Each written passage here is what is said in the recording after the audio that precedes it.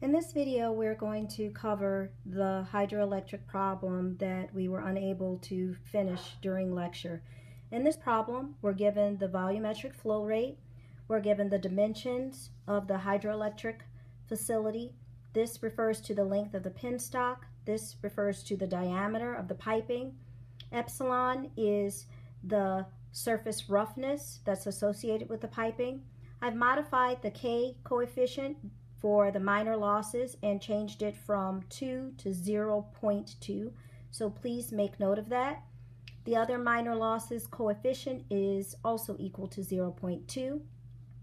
We're given the turbine efficiency, which is equal to 85%, and we're told the rotational speed is 1200 RPM. So for this problem, we're asked to determine the power in kilowatt that can be expected from this facility given the turbine efficiency, and also what type of turbine should be installed given a specific rotational speed.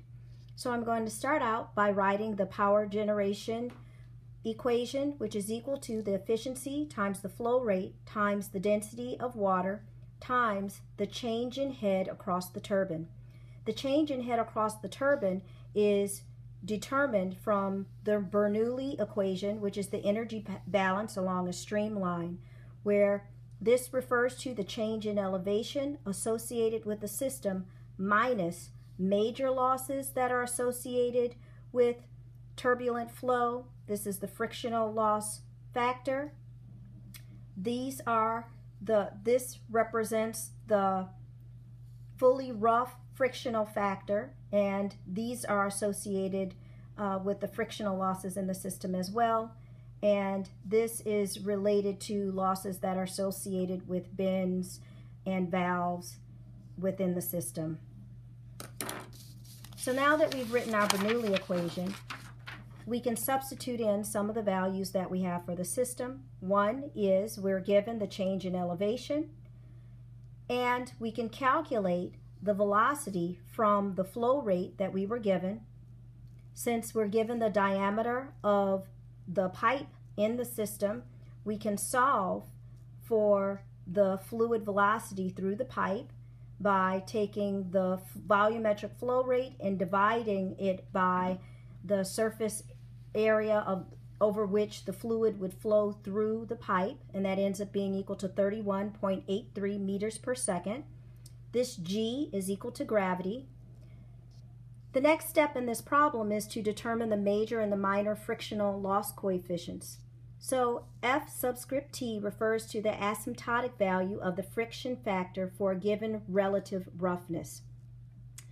And F here is associated with the major losses that are due to the turbulence of the fluid. So first, the value for the friction factor for a given relative roughness is calculated, where the surface roughness which was given and the system piping diameter is substituted into this equation, where the fully rough friction factor, which is this asymptotic value of the friction factor, ends up being equal to 0.642. Next, we have to determine what the friction coefficient is, and that's associated with major losses in the system. And in order to do that, we have to determine whether or not the fluid flow is laminar or turbulent. And so if there is laminar flow through the system, the frictional coefficient, the friction factor, is equal to 64 divided by Reynolds number. If the fluid flow is turbulent, then this expression that was derived by Halad is used in order to determine the friction factor. So before we can substitute values into either one of these, we have to determine Reynolds number, and Reynolds number is equal to 4 times the volumetric flow rate divided by pi d and the kinematic viscosity. This is Reynolds number for a pipe that has a circular cross-section. I'm assuming this value for the kinematic viscosity of water, and after substitution of the given values into the equation for Reynolds number, I see that this Reynolds number is much greater than 2,300, which indicates to me that this form of fluid flow is indeed turbulent. So now that I know that this fluid flow is turbulent, I use this expression for the friction factor and substitute it in. And once I substitute the value for, again, the roughness, the diameter of the piping, Reynolds number, the value for the friction factor ends up being 1.66 times 10 to the negative 2. So these two values for the friction coefficients can be substituted into our Bernoulli equation. And after doing that, we end up with the following expression.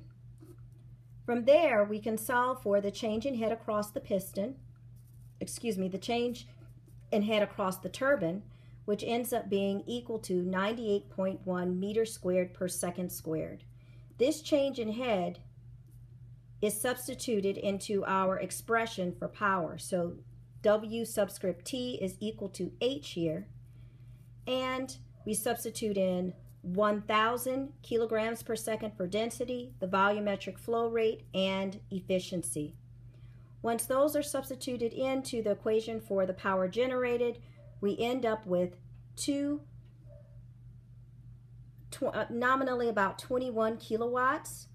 When converted, it is about 21 horsepower, which I then used to answer the second part of this question. And the second part of this problem was to make a recommendation in terms of what type of turbine would be recommended for the system.